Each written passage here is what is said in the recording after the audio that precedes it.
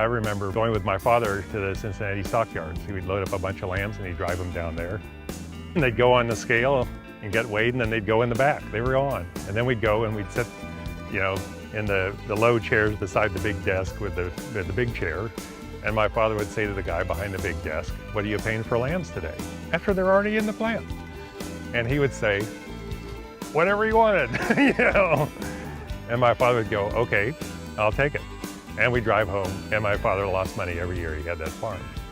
So I went away to college, I came out here, I started another farm, I started raising sheep. And so what did I do? I didn't know any different. I put the lambs in a truck when they're ready, I drive them down to the broker down at the end of the road.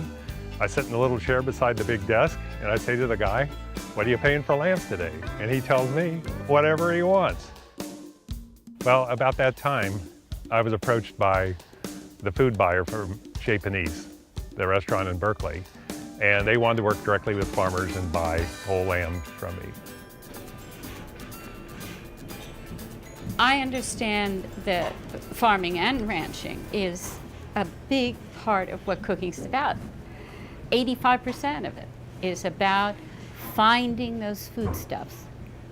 It really all began when I went to France when I was 19. I had an awakening.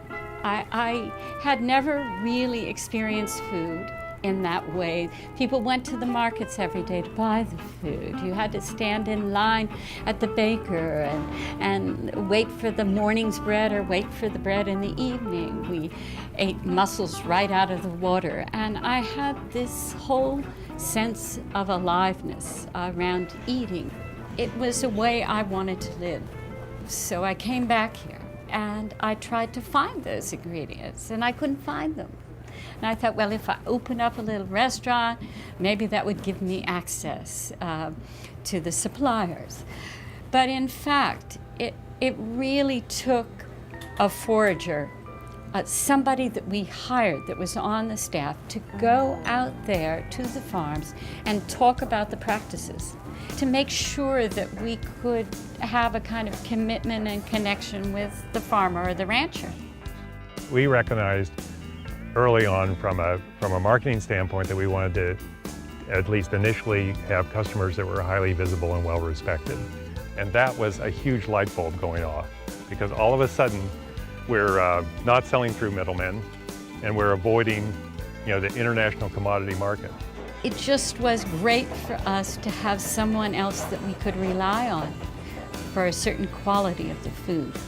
The taste was really important, and the way that he took care of the lambs was really important.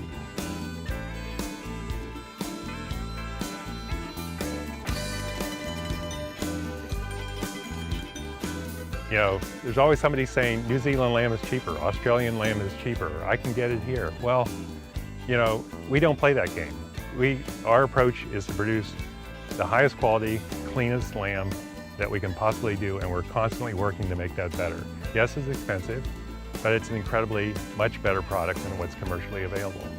And so that's how we seek and get support for what we're doing. You are told that food should be cheap. I think we have to learn to understand that we have been educated by a fast food system that tells us that cooking is drudgery. It's much easier to go out and buy it. As a nation, we expect cheap food to be an inalienable American right. And it makes sense considering we spend less of our income on food than any other industrial nation. We have become creatures of convenience. We can now make up for a missed meal with a snack designed to be eaten with one hand, or put dinner on the table in less than 15 minutes. And we can do it all with a dizzying array of food products. More than 17,000 new ones are introduced each year. But beneath the bright packaging are foods laden with fat and high fructose corn syrup, major contributors to our national obesity epidemic. Another less visible expense comes in the use of oil, natural gas, and coal that industrial food production now demands. By most accounts, 1/5 of our national fossil fuel consumption goes to the growing, packaging, and transporting of food. The race toward cheaper food has driven farmers and ranchers to reduce their costs in many ways. One significant strategy has been to increase the scale of their operations. By using cheap labor, cheap corn feed, and by operating on a mass scale of production, the U.S. beef industry has been able to cut their prices by nearly half since 1960. But there are hidden costs attached to conventional farming and ranching methods. Mass-scale operations bring about quality control issues, resulting in food safety problems. Food recalls due to E. coli and salmonella poisoning are in the news with unfortunate frequency. The Center for Disease Control estimates that foodborne illnesses are the cause of 5,200 American deaths each year. If you buy a pound of ground beef in the supermarket, you're buying a composite of hundreds, if not thousands, of cows. And so if any one of those cows had E. coli problem, well then it's spread through that whole, it's all mixed up in that same batch. And then it goes out in every direction to many states. And so this is a problem of scale. I moved to Oregon in 1973, and within a couple of years started back on the path of recreating the family farm, and basically have built that incrementally since then. Along that path, we were always trying to figure out how to do it organically or as naturally as possible and minimize the use of synthetic or chemical inputs. But it all came together for me in one conversation that I had with a research veterinarian at Slow Foods International Conference, Terra Madre, in 2004. And we were just standing there talking about this subject, and he said, the greatest single factor in all livestock disease is density. And that's regardless of whether it's a feedlot, which we knew was bad, or even management-intensive grazing. So I took that back home and started thinking about my operation, because we were still having more parasite problems than I cared for. With lowering the density of the sheep, but bringing other livestock onto the farm, we could create a more diverse ecology that would keep the parasite level at a low level. The sheep will come out here and they'll just eat what they want. We'll turn the cattle in after the sheep, and they are less selective, and they will just mow everything off.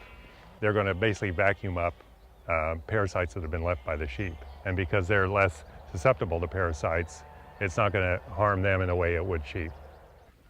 The rotation is sheep first, then cattle, and then we'll follow behind with the ducks, and the ducks do their thing with breaking up the thatch or whatever and clean the pastures up more. Get some irrigation, ideally in between that cycle after the ducks come out. Let the grass grow back up to 6 or 8 inches or more, and then the sheep go through again. And it's just a big circle around the farm.